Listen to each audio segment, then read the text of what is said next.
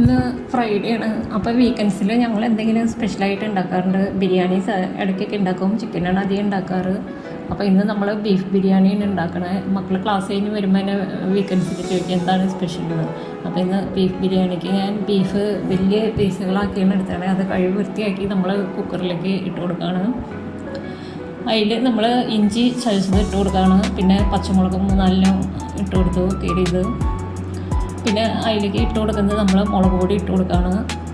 അതിൻ്റെ കൂടെ തന്നെ മഞ്ഞൾപ്പൊടി ഇട്ട് കൊടുക്കുന്നുണ്ട്, ആവശ്യത്തിനുള്ളത്, ബീഫിന് ആവശ്യത്തിനുള്ളത്. പിന്നെ മസാലപ്പൊടി ഇട്ട് കൊടുക്കുകയാണ്, കുറച്ച് ഉപ്പും കൂടി ഇട്ട് കൊടുക്കുകയാണ്. എല്ലാം കൂടി നന്നായിട്ട് നമ്മൾ മിക്സ് ചെയ്യുകയാണ്. എല്ലാം കൂടി നന്നായിട്ട് മിക്സ് ചെയ്തതിന് ശേഷം നമുക്കത് വേവിക്കാനായിട്ട് വയ്ക്കാം.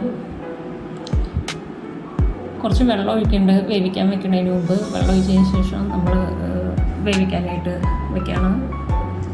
ആ സമയത്ത് പട്ട, ഗ്രാമ്പു, കുരുമുളക്, ഏലക്കായ ഇതിലില്ല, എൻ്റെ ഉണ്ടായില്ല. ഇതെല്ലാം കൂടി വെള്ളത്തിലിട്ട് നമ്മൾ തിളപ്പിക്കാൻ വെച്ച് അരി വേവിക്കാനാണ്. ഈ സമയത്ത് വേറെ കട്ടിയുള്ള ഒരു പാത്രത്തിൽ സവോള, പച്ചമുളക്, വെളുത്തുള്ളി, പിന്നെ തക്കാളി എല്ലാം നന്നായിട്ട് വഴറ്റാണ്. ഇഞ്ചി വേണ്ട, ഇഞ്ചി നമ്മൾ വേവിക്കുമ്പോൾ ഇടുന്നുണ്ട് ബീഫിൻ്റെ ഒപ്പം. നന്നായിട്ട് വഴണ്ട് കഴിയുമ്പോൾ അതിലേക്ക് നമ്മൾ മുളക് പൊടി ഇട്ട് കൊടുക്കുകയാണ്, കുറച്ച് മല്ലിപ്പൊടി ഇട്ട് കൊടുക്കുന്നുണ്ട്, കുറച്ച് മഞ്ഞൾപ്പൊടി ഇട്ട് കൊടുക്കുകയാണ്, കുറച്ച് മസാലപ്പൊടി ഇട്ട് കൊടുക്കുകയാണ്. മസാലപ്പൊടി ഏതെങ്കിലും മതി, ചിക്കൻ മസാല ഏതായാലും, മീറ്റ് മസാല ഏതായാലും ഇട്ട് കൊടുക്കാം. എന്നിട്ട് എല്ലാം കൂടി നന്നായിട്ട് വഴറ്റാണ്. അത് അത്യാവശ്യം വഴണ്ട് കഴിയുമ്പോൾ അതിലേക്ക് കുറച്ച് തൈര് ഒഴിച്ച് കൊടുക്കുകയാണ്. തൈര് കുറവാണെങ്കിൽ കുറച്ച് നാരങ്ങ നീര് ഒഴിച്ച് കൊടുക്കാം. അങ്ങനെ ഞാൻ ഇവിടെ കുറച്ച് തൈര് മാത്രമേ ഒഴിച്ച് കൊടുക്കണുള്ളൂ. അത് നന്നായിട്ട് ഇളക്കി യോജിപ്പിച്ചതിന് ശേഷം നമുക്ക് ഇളക്കി യോജിപ്പിക്കുക. അതിന് ശേഷം നമുക്ക് വേവിച്ച് വെച്ചിരിക്കുന്ന ബീഫ് നമുക്ക് അതിലേക്ക് ഇട്ട് കൊടുക്കുക.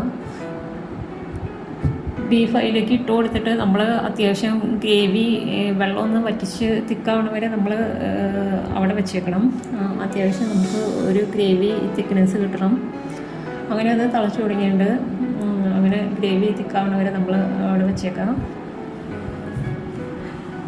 ഈ സമയത്ത് നമ്മൾ വെള്ളം തിളച്ച് തുടങ്ങുമ്പോൾ നമുക്ക് അരി വേവിക്കാനായിട്ട് അതിലേക്ക് നാരങ്ങ നീര് നമ്മൾ കുറച്ച് ഒഴിച്ച് കൊടുക്കുന്നുണ്ട്.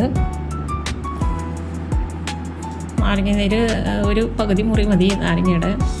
അതേമാതിരി തന്നെ അരിക്ക് ആവശ്യമുള്ള ഉപ്പിട്ട് കൊടുത്തു. അങ്ങനെ അരി കഴുകി വാരി നമ്മൾ അതിലേക്ക് ഇട്ട് കൊടുക്കുകയാണ്. ബസ്മതി റൈസ് നമ്മൾ ഇന്ത്യ ഗേറ്റാണ് ഉപയോഗിച്ചിരിക്കുന്നത്. ഇന്ത്യ ഗേറ്റാണ് എപ്പോഴും ടേസ്റ്റ് കൂടുതൽ. പിന്നെ അതിലേക്ക് പൈനാപ്പിൾ എസൻസാണ് ഒഴിച്ച് കൊടുക്കുന്നത്. ഒരു തുള്ളി പൈനാപ്പിൾ എസൻസ് ഒഴിച്ച് കൊടുക്കുക. ഇനി പൈനാപ്പിൾ എസൻസ് ഇല്ലെങ്കിൽ നമുക്ക് പൈനാപ്പിൾ ചെറിയ പീസുകളാക്കി ഇട്ട് കൊടുക്കാം. പിന്നെ മല്ലിയില, പുതിനയില 2 കഴുകി വൃത്തിയാക്കി വെച്ചിട്ടുണ്ട്. ഇപ്പോൾ ബീഫ് വെള്ളമൊക്കെ വറ്റി അത്യാവശ്യം ഗ്രേവി രൂപത്തിലായി. അതിലേക്ക് കുറച്ച് മല്ലിയില ഇട്ട് കൊടുത്തു, നമ്മൾ കുറച്ച് പുതിനയില ഇട്ട് കൊടുത്തു. അതിലേക്ക് റൈസ് നമ്മൾ വേവിച്ച് വാർത്തായിരുന്നു, അത് നമ്മൾ ഇട്ട് കൊടുക്കുകയാണ്. Basmati rice India Gate. Rice നല്ല രസമായിട്ട് വെന്തുണ്ട്. അത് നമ്മൾ ഇട്ട് കൊടുത്തതിന് ശേഷം അതിലേക്ക് നമ്മൾ അണ്ടിപ്പരിപ്പും മുന്തിരിയും വറുത്ത് വെച്ചിട്ടുണ്ട്, അത് നമ്മൾ ഇട്ട് കൊടുക്കുകയാണ്. ലെയറായിട്ട് ഇട്ട് കൊടുക്കുകയാണ്. അതിലേക്ക് നമുക്ക് സവോള വറുത്തത് കുറച്ച് ഇട്ട് കൊടുക്കാം. സവോള വറുത്തിടുമ്പോൾ ഒരു സ്പെഷ്യൽ ടേസ്റ്റാണ്, നല്ല ടേസ്റ്റാണ്. അങ്ങനെ നമ്മൾ ഡം ചെയ്യാൻ വേണ്ടിയിട്ടാണ് ഇങ്ങനെ സെറ്റ് ചെയ്യണത്. ബീഫിൻ്റെ മുകളിൽ മല്ലിയിലയും പുതിനയിലയും പിന്നെ ചോറ്, റൈസ് ഇട്ടു, അണ്ടിപ്പരിപ്പ്, മുന്തിരി, സവോള വറുത്തിട്ടു. വീണ്ടും നമ്മൾ മല്ലിയില, പുതിനയില ഇട്ട് കൊടുത്തു. അതിൻ്റെ മുകളിൽ കുറച്ച് നമ്മൾ നെയ്യ് ഒഴിച്ച് കൊടുക്കുകയാണ്. നെയ്യ് ഒഴിച്ച് കൊടുക്കണം, എന്നാലാണ് ടേസ്റ്റ്, നല്ല ടേസ്റ്റിൽ കിട്ടുള്ളൂ. അതിൻ്റെ മുകളിൽ നമ്മൾ വീണ്ടും റൈസാണ് ഇട്ട് കൊടുക്കുന്നത്. അങ്ങനെ നമുക്ക് ഡം ചെയ്യാൻ വേണ്ടിയിട്ട് നമ്മളിങ്ങനെ ലെയറായിട്ട് ഇട്ട് കൊടുക്കുന്നത്, എല്ലാം ഇടയ്ക്ക് ഇട്ട് കൊടുക്കുന്നുണ്ട്. അങ്ങനെ അണ്ടിപ്പരിപ്പും മുന്തിരി വീണ്ടും നമ്മൾ ഇട്ട് കൊടുത്തു. അതിൻ്റെ മുകളിൽ നമ്മൾ സവോള വറുത്തത് വീണ്ടും ഇട്ട് കൊടുക്കുകയാണ്. സവോള ഇത്തിരി വറുത്തത് കൂടുതൽ ഇട്ട് കൊടുക്കുകയാണെങ്കിൽ ടേസ്റ്റ് അതനുസരിച്ച് കൂടുതലായിരിക്കും. നമ്മൾ വഴറ്റണയിൽ കുറച്ച് സവോള ഇട്ടാലും മതി. ബീഫ് വഴറ്റണയിൽ നമ്മൾ വറുക്കണയിൽ കൂടുതലിടണം, അപ്പോഴാണ് ടേസ്റ്റ് കൂടുതലിടുന്നത്. അങ്ങനെ എല്ലാം നമ്മൾ ഇട്ട് കൊടുക്കുകയാണ്. അങ്ങനെ ഇട്ട് കൊടുത്തതിന് ശേഷം നമുക്ക് വീണ്ടും ബാക്കി നമ്മുടെ കയ്യിലുള്ള ഇലകൾ ഇട്ട് കൊടുക്കുക. മല്ലിയിലയും പുതിനയിലയും ഇട്ട് കൊടുക്കണം. പുതിനയിലയും കൂടി വരുമ്പോഴാണ് ബിരിയാണിക്ക് ഒരു ടേസ്റ്റ് വരുന്നത്. അങ്ങനെ നല്ല രസമുണ്ട് അല്ലേ കാണാനായിട്ടൊക്കെ. അങ്ങനെ നമ്മൾ അടച്ചു വയ്ക്കുകയാണ്.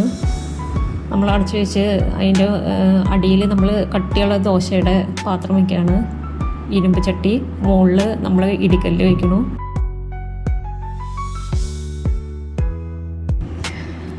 അങ്ങനെ നമ്മൾ വെച്ചു. മുകളിൽ ഇതും ഒരു 5 മിനിറ്റ് ഒക്കെ വെച്ചാൽ മതി. ആ സമയത്ത് നമുക്കൊരു സാലഡ് ഉണ്ടാക്കാം. സാലഡ് ഇവിടെ കുക്കുംബർ സാലഡാണ് ഉണ്ടാക്കിയിരിക്കണേ. അങ്ങനെ ബിരിയാണിയുടെ കൂടെ കഴിക്കാൻ സാലഡ് ഉണ്ടാക്കിയിട്ടുണ്ട്. നമുക്ക് ഇനി ഒന്ന് തുറന്ന് നോക്കാം.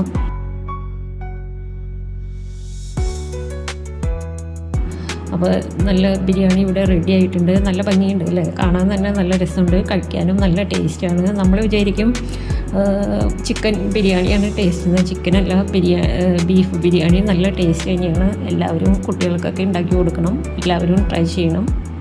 Thank you.